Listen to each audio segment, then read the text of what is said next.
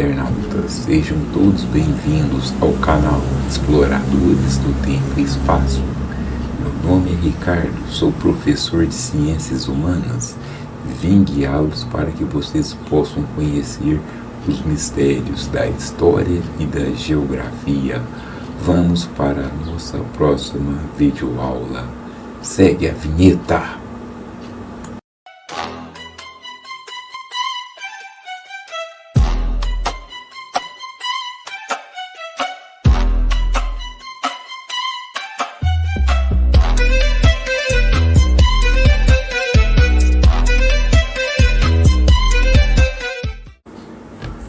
Olá, internautas! O tema da aula de hoje é neoliberalismo. Quando falamos do neoliberalismo, nós temos que pensar, estudar e questionar, né? Um dos dois pivôs criadores do neoliberalismo, renovando a teoria do liberalismo econômico que surgiu na Europa, né? Foi Ludwig e Friedrich, né? Eram dois economistas, pessoas estudiosas da escola austríaca, né?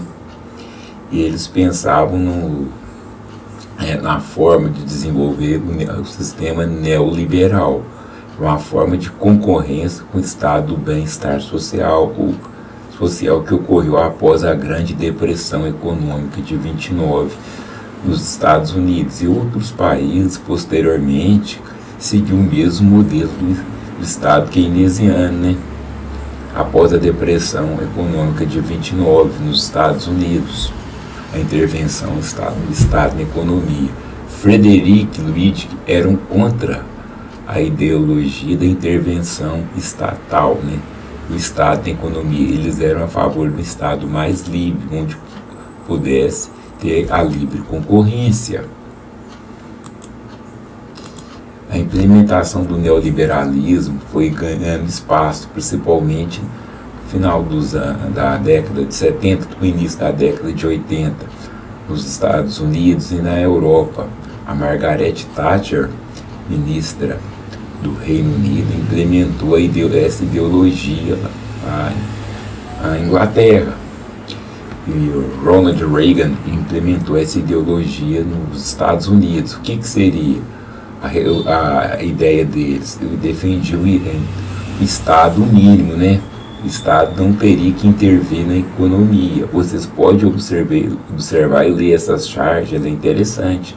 Ela mostra como regulamenta o Estado neoliberal. E também na questão do Estado neoliberal foi criado bancos que pudessem socorrer países que estivessem em dificuldades financeiras, né? O Estado neoliberal foi implementado na América Latina e no Brasil, né? Nós podemos falar quando o Estado neoliberal foi implementado no Chile, a partir da década de 70, quando houve o golpe no Chile, né? Foi instalado o regime militar ou a ditadura. E quem assumiu a presidência foi General Augusto Pinochet. Ele assumiu a presidência no Chile e implementou a política neoliberal no Chile.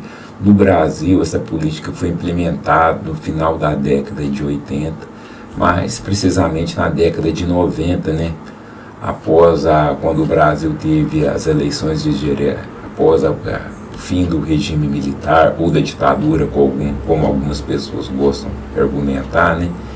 Houve as eleições diretas para a escolha de presidente em 1989. O presidente Fernando Collor de Mello venceu o seu concorrente, que era Luiz Inácio Lula da Silva, naquele contexto. Aí parte do Fernando Collor que iniciou as reformas neoliberais no Brasil. E o que é a questão da adoção do neoliberalismo? São várias questões para poder ter implementado, né? A década de 80 foi considerada a década perdida a nível, principalmente nos países latinos, né? Uma alta inflação, a economia achatada, perca do poder de compra e vários países tiveram que socorrer ao banco, né? A agiotagem internacional conseguindo um empréstimo com o FMI para tentar ajustar as questões que o país, as dificuldades que o país enfrentava. Aí, aos poucos, já estava sendo implementada a política neoliberal.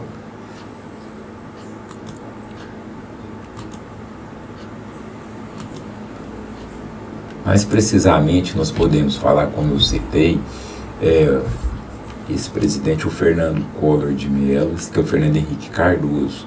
Fernando Collor de Mello abriu, quando ele vence as eleições de 89, ele abre o mercado brasileiro, né? E várias empresas de fora vêm e instalam. Posteriormente, a economia brasileira, no Fernando Collor de Mello, né? Posteriormente, o Fernando Henrique Cardoso, quando vence as eleições de 1994, dá continuidade ao trabalho do Fernando Collor, que posteriormente ele foi impeachmentado. Quem assumiu o seu poder, entrou no seu lugar, era o vice, o Itamar Franco, deu continuidade à política também. O que aconteceu? Houve a redução das importações brasileiras, e o Brasil começou a pensar na outra forma de tentar restabelecer seu crescimento econômico. E com isso, o que aconteceu naquele contexto? As privatizações ocorreram no Brasil, a CSN, a Uzi Minas, a Eletrobras, as companhias de mineração, as companhias telefônicas foram privatizadas. Essas eram algumas das empresas brasileiras que eu citei que foram privatizadas. Existem mais também, né? Mas eu falei de algumas. A reforma neoliberal, o que ela propõe? Um Estado enxuto, corte nos gastos públicos, né?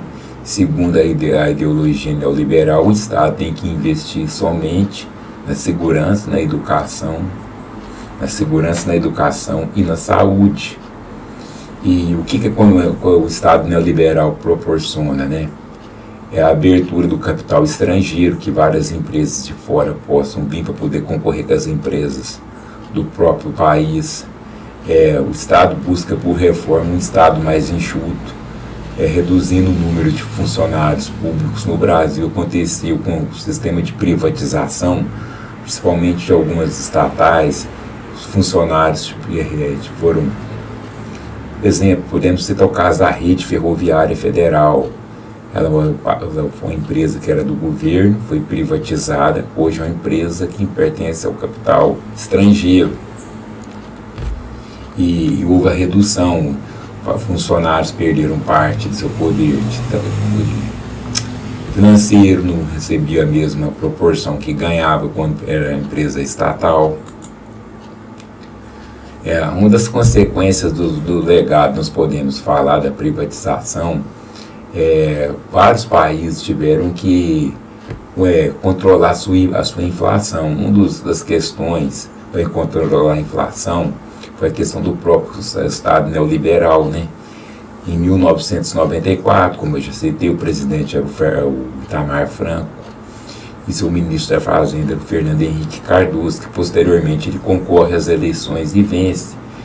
E o próprio Fernando Henrique era ministro da Fazenda e criou o Plano Real, né? Mas esse Plano Real tinha coisas atrás. Quando ele foi criado, o Brasil teve que posteriormente privatizar as suas estatais, né?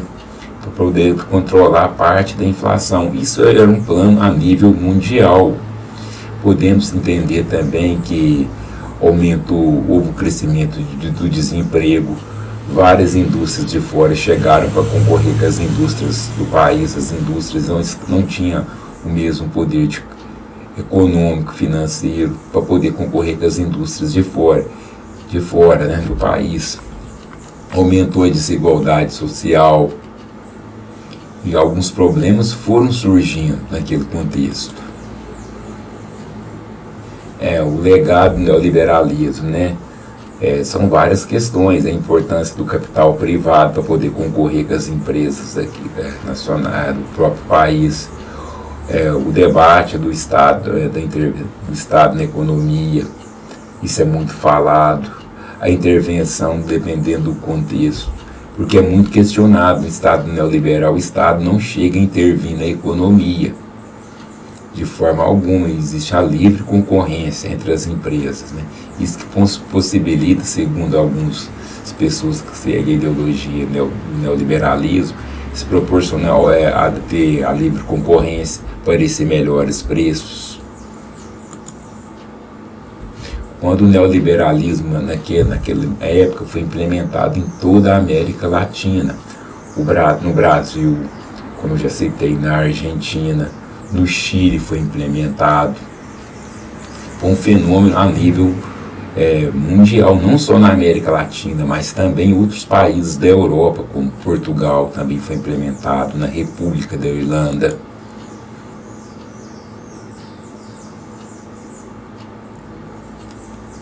A crise de dívida e ajustes estruturais, como eu mesmo já falei, nós citamos, a década perdida. Era um momento que vários países da América do Sul passavam por estagnação econômica, né? Dívidas altas, tinham que recorrer a empréstimos com o FMI. A situação do poder de compra das pessoas estava caindo frequentemente, principalmente na década de 80 no Brasil, né? O Chile também enfrentou os mesmos problemas políticos e sociais, né? Como nós mesmos falando, vários países privatizaram suas companhias estatais, né? No Peru, Fujimori, na Argentina, o Menem chegou a privatizar, no México, no governo de Salinas, no governo Collor e FHC, como eu já falei. As privatizações naquele contexto, eles fizeram, né? Era uma forma de uma nova estratégia econômica e de mercado a nível mundial. A consolidação da questão do Estado neoliberal, né? Como eu já expliquei, o Estado mínimo, austeridade fiscal, o governo tem que gastar menos para poder tentar flexibilizar e proporcionar um crescimento da economia. Aí entra uma questão que é um pouco desagradável, né? A desregulamentação e flexibilização das leis trabalhistas. Vocês podem observar que durante o decorrer após as privatizações, as mudanças de governo, no próprio Brasil mesmo, às vezes as questões trabalhistas, os trabalhadores que exercem seus ofícios estão perdendo seus direitos que tinham, né, adquirido há anos. As questões ambientais que não chegam a ser respeitado, existem acidentes, né, com a questão do meio ambiente, por exploração do capital estrangeiro.